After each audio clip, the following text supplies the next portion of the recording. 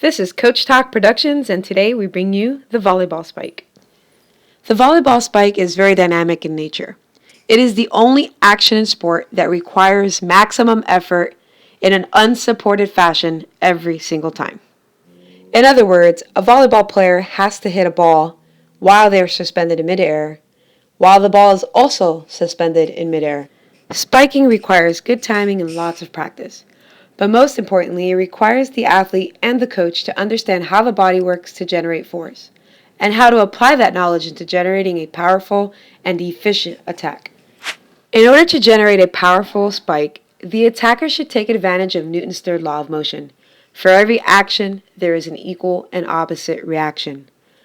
That means creating horizontal momentum with a fast, explosive approach, which can then be exerted back into the athlete when they plant their feet into the ground, propelling them vertically into the air. In essence, the more efficient and explosive the approach, the higher off the ground the attacker will get, allowing them to contact the ball at a higher point in the air.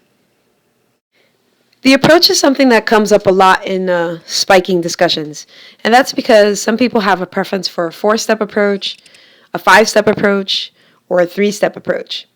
Essentially, it depends on the athlete and if they're in the middle of a rally, how much time they have to get to the ball. But the last 3 steps are the most important, which is the left, right, left. Those are the 3 steps that are going to get us to the ball to help us generate that vertical momentum we want to create.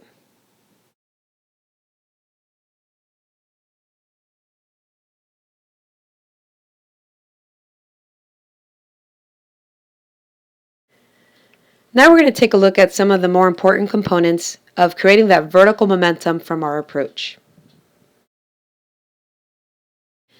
The last 2 steps really set us up for converting that horizontal momentum into vertical momentum.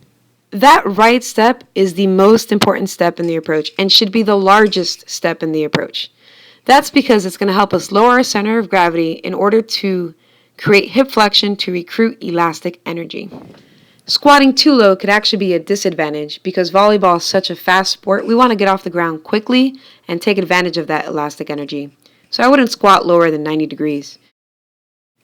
The last step in the approach should be planted facing the setter. This helps prevent the hitter from drifting into the net and helps the hitter also externally rotate their hips and shoulder, preparing them for the spike. The last phase of vertical momentum is swinging both arms upward. This is going to help us extend our knees and our hips as well as our left arm in order to get up as high as possible. Torque can be created during spiking by taking advantage of the kinetic chain. In other words, spiking is a lot like throwing.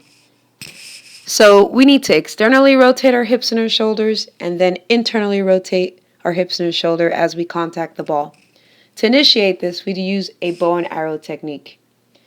So our shoulders are going to abduct, and this is what we call open chest to the incoming ball. This is the external rotation.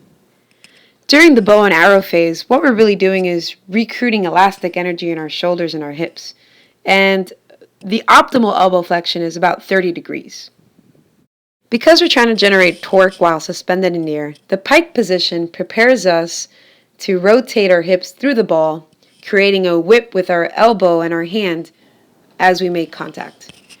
Hitting a ball hard really isn't about how hard you hit the ball, but really how fast you swing your hand through the ball.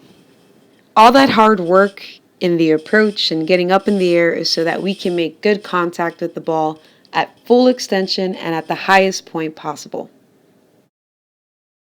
When you make contact with the ball, you want to take up as much surface area on the ball as possible. So you want your hands to be open, but you also want your wrists to be floppy. A floppy wrist allows the athlete to generate maximum topspin on the ball, causing it to dip down into the ground faster and closer to the net. This aerodynamic force is called the Magus effect. The follow-through phase in spiking is often overlooked, but it's really important to emphasize a good follow-through in order to capitalize on all the force that you have generated and put into the ball.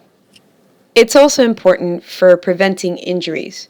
By allowing your arm to fully come through your swing and past your hip as it naturally would, you allow your arm to decelerate from all the force you've generated in order to create your spike. You also want your hips to be rotated to the angle of your attack and land on both feet as often as possible.